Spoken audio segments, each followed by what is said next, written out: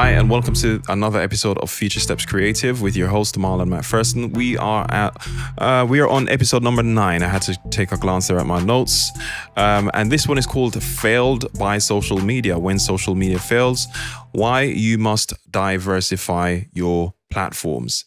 Okay, so a reasoning behind this is that sometimes we can get overly reliant on social media and forget that we don't actually own it. And there are cases out there where people are being penalized all the time. They're being shut down or kicked off a platform simply because they've done something they didn't realize they shouldn't do. Or in some cases, they haven't done anything at all, but they end up being subject to suspension or outright bans from social media platforms. Now, this is really going to hit home if you put all your eggs in one basket and all your traffic, all your income is reliant on a specific platform. Now, I'm going to cite a couple of cases here, and I do have a story that I want to share with you, which hopefully is going to help you to kind of think carefully about how you approach the social media platforms that you invest your time and energy into without having some sort of backup contingency plan. So first of all, I want to make the point that social media is uncertain. It's uncertain because they, first of all, have their own agendas. They usually start out with trying to encourage content creators like me to go onto platforms to share content, to create and share content so they can then attract advertising. This is the model for social media. They make their money through advertising, and they're going to always prioritize making the revenue and bringing on advertisers. So, prime example, YouTube. Years gone by when I started doing YouTube, I would say consistently, I would say I started doing YouTube about 3 to 4 years ago on a channel which is within the music production niche. If you want to check that out, it's Marley Mac Media, where I do music production related content. And I felt like it was much easier back then to actually get your content seen, get your content to go, to get shared more, and potentially to get viral content going. Simply because they didn't have as much content back then. They needed more people to come on board and create content. And they were making it easier so you could grow your subscription easier. They gave you more tools to work with. You weren't being restricted on what features you could use on YouTube, etc. Fast forward to today, or within the last couple of years, they've drastically changed how YouTube operates. You're not able to anymore have certain features unless you have a certain number of subscribers, a certain number of watch time, a certain number of interactions, or can't remember the word I'm looking for now. It's not interactions, engagement. You need to have a certain amount of engagement, and so on and so forth. You can look this up if you want to get more into the details behind what I'm trying to say with YouTube. But that's just one thing. They make it more and more difficult now for you to actually gain momentum on YouTube. So it's difficult to get in now, but it's still a great platform to jump onto. And obviously, if you get on there early, you get that initial boost.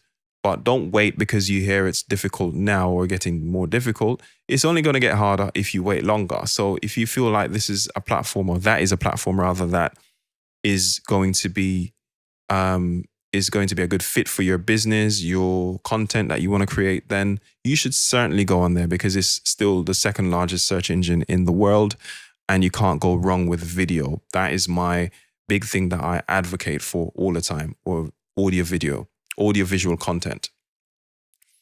So because of the uncertainty with social media, my solution to that is to diversify in terms of not just going onto other platforms, but to create your own platform and create your own digital real estate. So what do I mean by this? It starts with having your own website and being able to have somewhere that people can go to as your home base, where you call the shots, you make the rules, and you can do things like build your email list, which I think you should be doing as a priority with your content marketing strategy. When you build your email list, you have a direct line of communication with your audience. You can decide on the rules and rules of engagement and the way you communicate with them. There are rules and regulations around how you can contact people via email or otherwise. So you can't just do what you want, but at the same time, you don't have any gatekeepers telling you that as long as people actually opt in and they're happy to hear from you, they need to give permission, obviously, that they want to hear from you. You need to provide value to them. You need to constantly be communicating with them to build your brand. If you're on social media, not all your posts or your content is going to get seen. Facebook did this where they changed their algorithm. They actually I say a few years ago, you used to be able to post on Facebook. I wasn't actively doing this because I wasn't playing on Facebook, but there were people that were posting content and sharing on there, and they would get seen by everyone that likes their page or everyone that follows them. Same with Instagram. Facebook owns Instagram. You used to be able to get so much traction, but then Facebook decided to change the rules, change the algorithm, and say, look, in order for people to see your posts, even if they follow you or whatever, you have to boost the post. In other words, you have to pay to have the posts get seen by more people. Sometimes I do the odd post and I share like this podcast here on Facebook because I have a Facebook group on there, etc. And I obviously want to build a community and diversify my my platforms. But Facebook keeps bombarding me with, oh, you could have been seen by 42,000 people. This post could have been seen by 42,000 people. You can still get this to happen if you just simply boost the post. They keep pushing that aggressively. So I know this happens on my Facebook page, but you can't blame them. That is their way of making money. The platform, again, it's a free platform for you to use. They're obligated to you in no way, shape, or form. So I'm going to cite this case where I know of this person, this girl who was on YouTube. She had a lot. I would say at least 500,000 subscribers on YouTube, and she was getting a lot of revenue through selling products and services through the traffic and through the audience that she built on YouTube, and not to mention the advertising revenue, which was a little extra as well. And she was basically killing it on YouTube. And then all of a sudden, YouTube flicked a switch. Her account was gone. Overnight, her account was gone. No explanation. It just disappeared. No one knew what was happening. She tried to reach out to YouTube to get some answers. Again, they're not obligated to getting back to you. She wasn't really getting anywhere. She eventually spoke to a couple of different people there via, I think, email. But they were like, oh, we can't work out why this has happened. There's no explanation behind it, but your account obviously has been shut down. Your channel's gone. And she started to try and get some help from the wider YouTube community, like big YouTubers, like people like Roberta Blake. I actually saw this on his channel where she was interviewed by him. And that's how I know about this story. Roberta Blake is a very influential person on YouTube. He's a marketer and he's an influencer in terms of the online business space as well. So he said that he got in touch with a friend at YouTube, and basically what they said eventually to him, they got back to them and said that there's this 1 in a million chance, I think that was the ratio or the stat of this happening, but there's a glitch that happened. There was a glitch that happened and the channel basically just got shut down. It wasn't any sort of like intervention by a human being, a staff member or anything like that in YouTube. It was just a case where, you know what, it's a computerized system. It's run algorithmically. So anything can happen with how the system works and errors do happen. So they couldn't find any way of recovering the channel, apparently. So she had no choice but to start over. She had to literally start over. Luckily, she was able to communicate through maybe other platforms to her fan base, through her followers, and say, look, come over to this new YouTube channel. This is what's happening to me. Obviously, she wouldn't have gotten the same number of subscribers initially, but I'm sure she recovered by now from it because this happened, like, I've watched the interview a few months back. I'm going to talk about another case as well, where this guy, I was listening to a podcast episode, and this guy is in the online business space as well. He's done well for himself running a 6-figure business. He's made a 6-figure income from basically online courses and doing coaching within the fashion space. So he helps men with their dressing. So basically helping them to look the part, to build their brand, or to be more cohesive with their brand. I don't want to say his website or call his name or anything like that to protect the innocent, but essentially in this podcast episode, he was saying he was doing really well. He had around 8,000 followers on Twitter, and he was admittedly getting all his traffic from Twitter, he was saying, and this was something he needed to kind of like start looking at different ways of getting traffic, because again, you can't have all your eggs in one basket. He admitted that on the podcast episode that I was listening to. So he acknowledged that, and he was trying to look into other ways, and he was citing doing Facebook ads and stuff like that, which that is not a way to build an audience, by the way. That is just a way that you can advertise or make some money, spend some money to get some traffic whilst you're advertising, but it's not a way to actually properly build a long-term audience like you can with content. Content is always going to be there, and it's relevant to whoever is searching for it. So it's a way for you to build up long-term momentum over time, and you have that to fall back on. Even if you do some advertising, the content is always going to be there working for you for years and years. I have videos that I've put out 2-3 years ago that still generates traffic for me and still generates income for me, because people find my website and they find my products and they buy without me having to lift a finger, because I've done the content way back. I still have to do some work because I have to update the content ever so often, because it goes by recency on YouTube or in the online space in general, how Google works. It's always going to look for the more recent thing that's recent and more relevant.